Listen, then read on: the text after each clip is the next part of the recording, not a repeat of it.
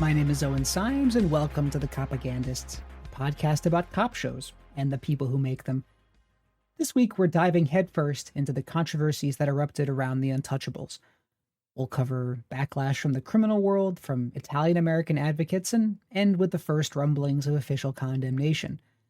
As mentioned last time, once the Untouchables went to series, it had to find a way to continue Ness's law enforcement activities without leaving the age of gangsters, the milieu of Chicago and Prohibition.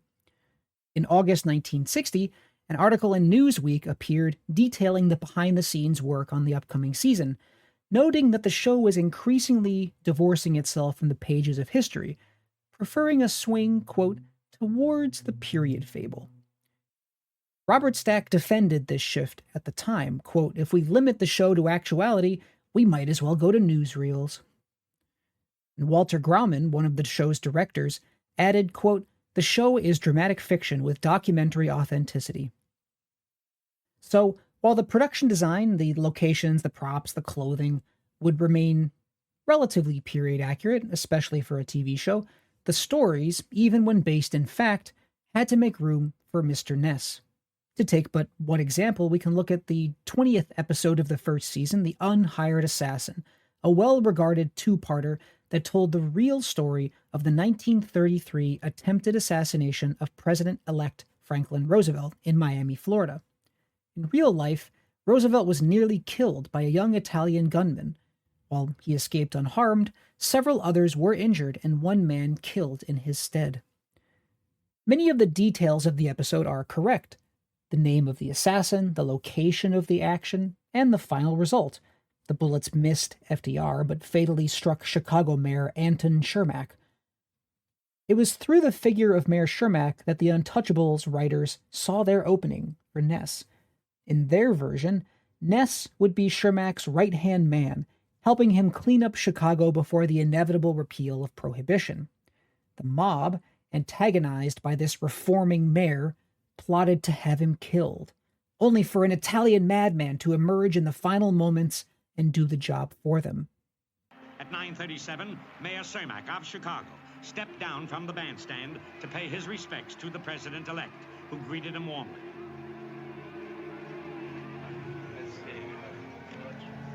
And at this moment, Giuseppe Zangaro got the chance he had been waiting for all his miserable years.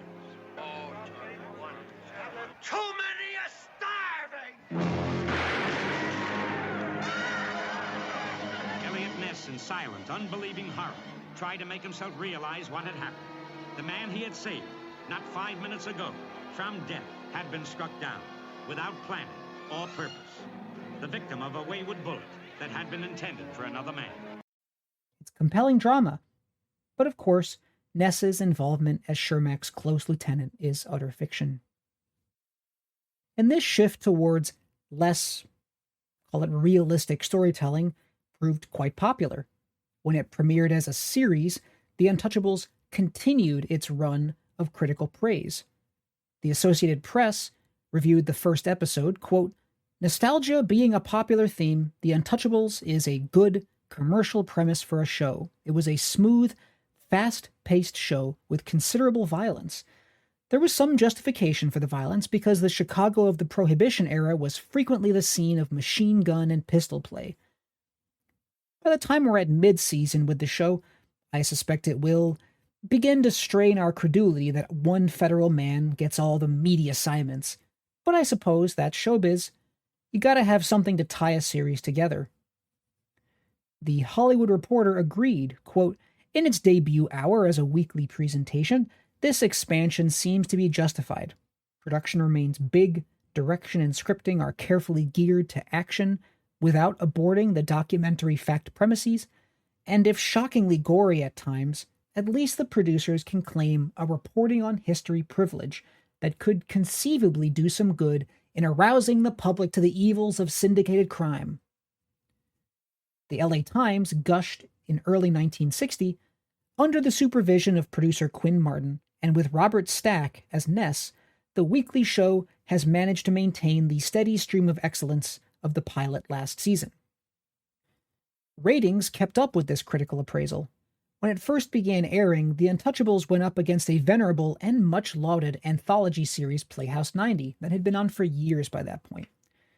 Alas for this remnants of TV's early golden years, this anthology simply could not compete with Untouchables' episodic pyrotechnics. In its first few episodes, The Untouchables dominated the ratings, and by the end of the first year, that last golden age anthology had left the air. LA TV had won out over the live New York production. This early ratings success was not, however, enough to dislodge the Western as TV's hegemon, and this will become important as we get into Quinn Martin's career after The Untouchables. As a paper noted at the time, quote, "It was the year when Wagon Train, Maverick, Gunsmoke stayed at the top of the most popular lists, joined only by one new entry, The Untouchables, a crime show." So although it didn't ultimately crack the Nielsen top 10 for its first season, thanks to its good showing early on, its notoriety, and its critical success, including 3 Emmy nominations, a DGA nomination, and an Edgar Allan Poe Award, The Untouchables was renewed by ABC for a second season. During its second year, it would achieve 8th place in the Nielsen ratings, its best performance. By the end of the first season, TV Guide could boil down the show's popular appeal to 2 essential elements: the villains and the violence. Quote, "A unique appeal of The Untouchables is that the hoods, torpedoes, mauls, and alky smugglers who people this show are highly consistent, both in action and in word. In practically every episode, a gang leader winds up stitched to a brick wall and full of bullets, or face down in a parking lot and full of bullets, or face up in a gutter and still full of bullets, or hung up in an icebox, or run down in the street by a mug at the wheel of a big black Hudson touring car." Some of these villains, either real people or obviously based on them, actually liked the show. Robert Stack recalled several Chicago criminals enjoying their portrayals on television. Quote, "Strange as it may seem, some of Chicago's more notorious hoods loved the show. They didn't see themselves as villains on the screen. They were curiously interested in the show's accuracy. Naturally, mobsters didn't write such protest letters to TV Guide when we got something wrong, but in their own circles they watched. And they watched The Untouchables to make sure that the wrong man wasn't given credit for something he didn't do. Even our thoroughly competent research staff couldn't match the hoods for accuracy in determining precisely who bumped whom into the Chicago River." And it wasn't just the criminals. Eliot Ness's widow took a positive look on the show as well. Quote, "I'm very happy about Mr. Stack's interpretation of the role. He has the same quietness of voice, the same gentle quality that characterized Eliot. The show itself is fiction. The stories are not of what Eliot was doing at the time, but since they are, in spirit, the same, the enforcement of law and order, the fight against the exploitation of the law-abiding members of society, the hunting down of criminals, Eliot's admirers should not feel let down." Unfortunately for the producers on the show, just as many people loathed it as lauded it.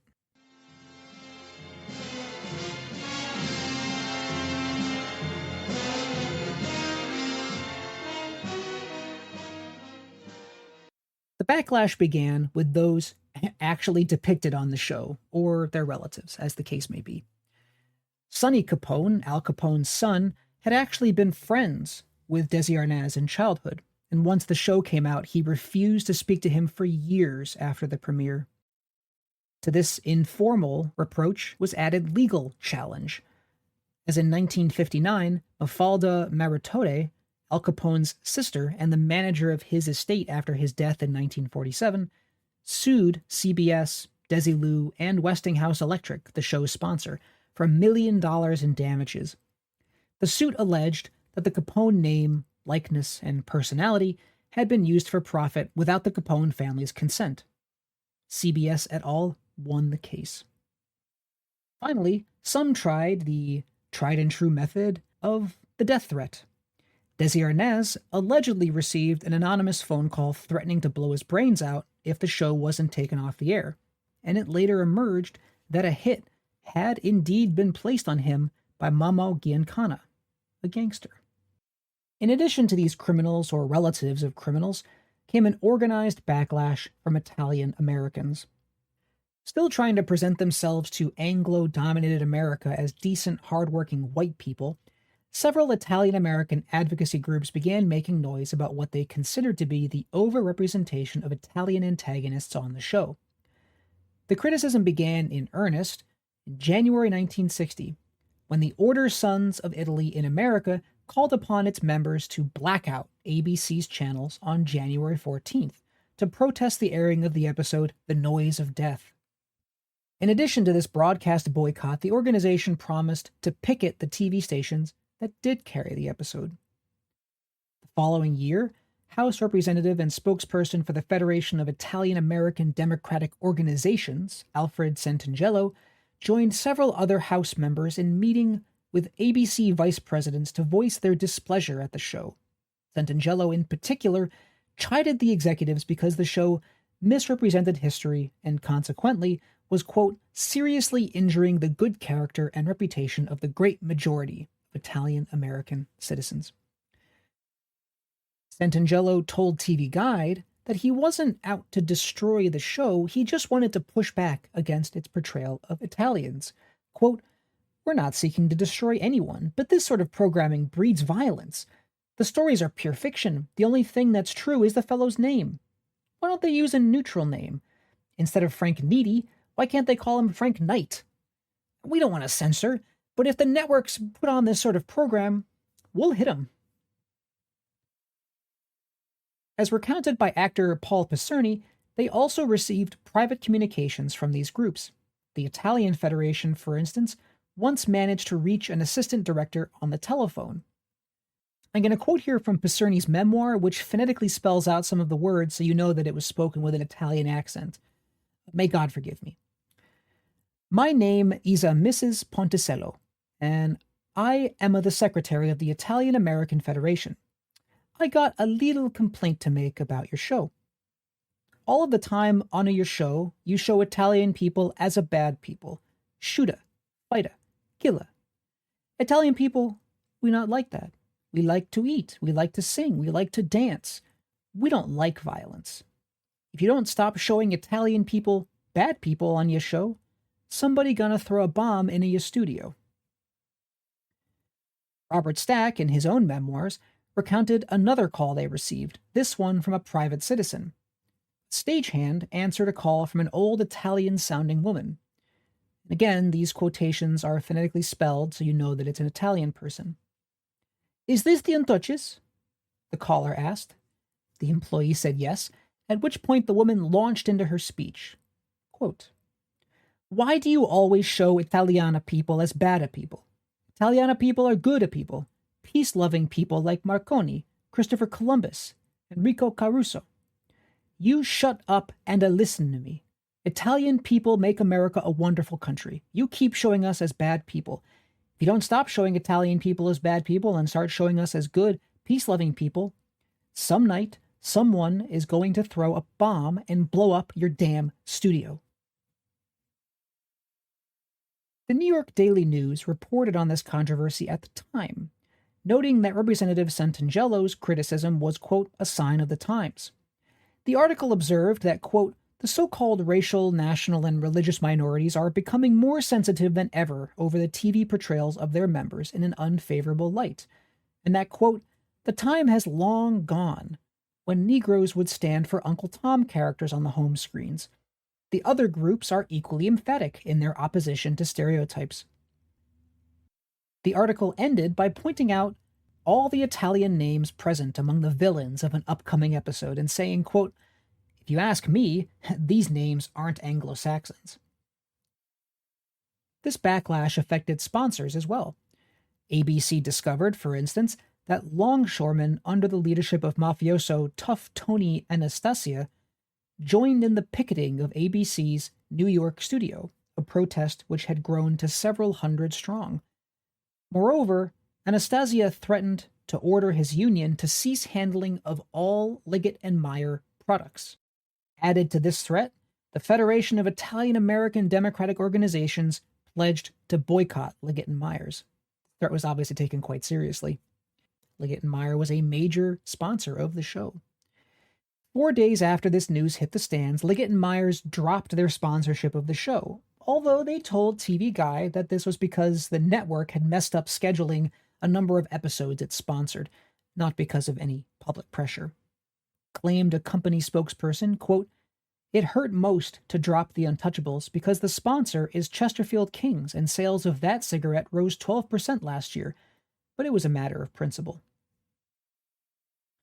Unofficially, others within the company admitted that the public pressure had been influential. ABC soon found other sponsors, however, and assured the viewing public that the show had been renewed for a second season. Starting with that second season, producers did respond to this pressure. They agreed, first of all, to cease using the word mafia in all future programming, a ban that was effective well into the 1990s. They also agreed to cast more non-Italians in villain roles. The main cast, Italian-American actor Paul Picerni, was brought on to play Eliot Ness's number 2 Untouchable. Also in Season 2, Quinn Martin was replaced by Alan Armour as executive producer. And the show did use some Italian names for a few villains, but largely honored its commitment to diversify its rogues gallery. As Armour recalled years later, they only did so if the character was real, or if the story was essentially true. During that second year, or during the year in which I was the executive producer, we did use a few shows with Italian names, and nobody ever screamed or protested.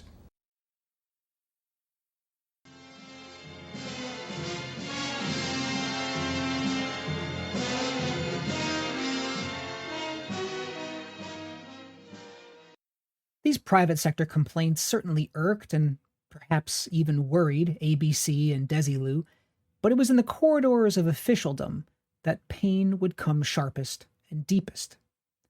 The Justice Department, mainly through the Bureau of Prisons and the Federal Bureau of Investigation, would direct considerable ire at the fledgling production. We'll begin our discussion of these public sector controversies with a quote from former National Association of Broadcasters Board Chairperson John F. Dial Jr. "Broadcasting," he said, "is a peculiar, unique kind of business, affected in the regulatory sense more by climate, political, moral, and social, than by legalities." Now, news of these public issues first began to hit the press in the fall of 1959, with a series of notices concerning federal anxiety over individual episodes. The first to be targeted was the episode Meeting at Appalachian, announced in May and scheduled for release in October of 1959. The New York office of the U.S. Attorney General asked that Desi delay the episode until after the completion of an ongoing trial that the federal officials thought might be affected by the broadcast. For similar reasons, officials also requested that another planned episode, The Noise of Death, be postponed until the new year. Now, Desi was not keen on delaying episodes. Arnaz himself did not have any contacts at the Attorney General's office, but he did know people in the FBI, so he spoke directly with FBI Assistant Director Clyde Tolson about the matter, saying that he'd already invested hundreds of thousands of dollars and so wanted advice on how he could get his program to air on time. According to a memo from Tolson to FBI Director J. Edgar Hoover, describing this conversation, the assistant director replied that since the incident in question didn't involve the FBI, quote, "we could not advise him one way or the other." Arnaz ultimately agreed to postpone both episodes, airing them early in 1960. Director of the Bureau of Prisons, James V. Bennett, entered the fray in the second season. After part 1 of the episode The Big Train aired in early 1961, the prison director complained to ABC officially, quote, "The utterly fantastic portrayal of the circumstances of the transfer of Al Capone to Alcatraz are unworthy. Also, to picture honorable and courageous officers of the federal prison system as venal and a public institution like the Atlanta Penitentiary as toadying to Capone is an unforgivable public disservice." he threatened to get the FCC involved. Now, the FCC, for its part, declined involvement without the prison director filing an official complaint, essentially calling his bluff. To placate him somewhat, ABC subsequently added a disclaimer to the episode to make it clear that they had no intention of offense or insult against the Bureau of Prisons. Bennett, however, was not so easily dissuaded. In February of 1961, after 2 additional episodes boiled his brain water, he wrote to the FCC chairperson, reiterating that the historical transfer of Capone to Alcatraz had gone off without a hitch or gunshot, and criticizing the Untouchables because, despite this actual history, quote, the show effectively conveyed the impression that the dramatized events were based on actual fact. He also pointed out that the transfer was never mentioned in Eliot Ness's book, so it was an especially, quote, flagrant deception, therefore, to say that the broadcast was based on the book. So he's got 2 issues.